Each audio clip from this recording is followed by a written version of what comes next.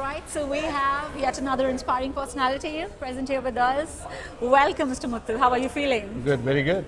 Okay, so my question to you is, what does this award, winning this award, really means to you?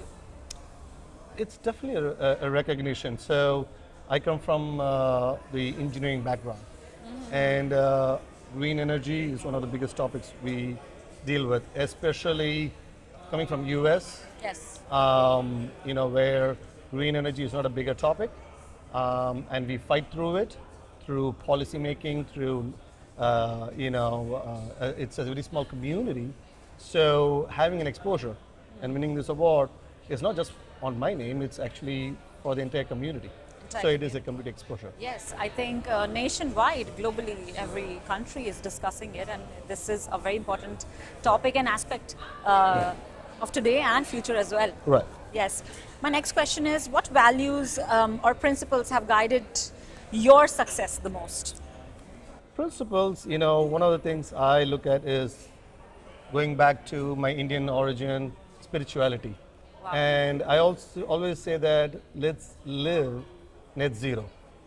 Okay. Net zero. What is net zero? So it's sustainability. Basically, the Indian culture teaches you that have a very minimal impact on the environment, but have a major impact with your doings, right? Yes. So a minimal impact, which means the earth should not see you after you're gone.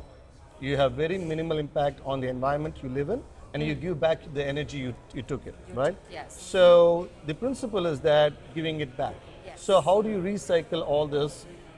You can have a larger than life, you can have good life, good car, good everything, but then when you leave, you have to give that back to the community. Yes. So this is the kind of principle that goes into everything we do, yes, including the green energy, yes, which again is a recyclable idea. Definitely, definitely. That's actually very inspiring, and I'm sure everyone would agree with this idea as well, and would love to follow it and pursue it in their career as well. My next question is, what advice would you like to give to the emerging leaders and entrepreneurs from your respective field? To the entrepreneurs, look, the emerging entrepreneurs, I'm looking at Gen Zs and Gen Alphas right now. Yes, yes. All right, the first thing that as a Gen X, I would do is that try to get to understand who they are. Yes. They have their own language.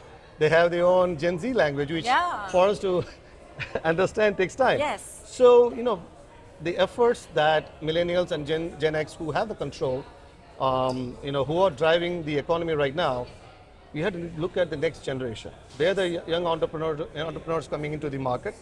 So try to understand who they are, and how do you explain what you're doing, and why is this important for them in the next 100 years, and having them, build along with you, guide them through the process.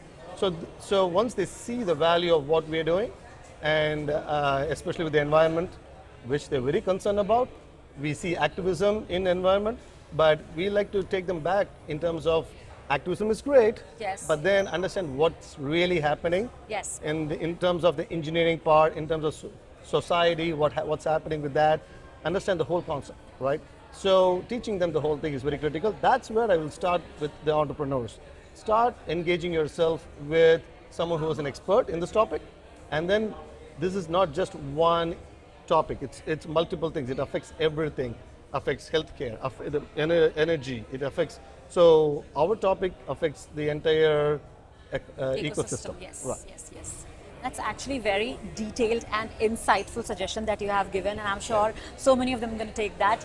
And thank you so much for your time and your lovely words. And thank you for being part of the Fluxx family.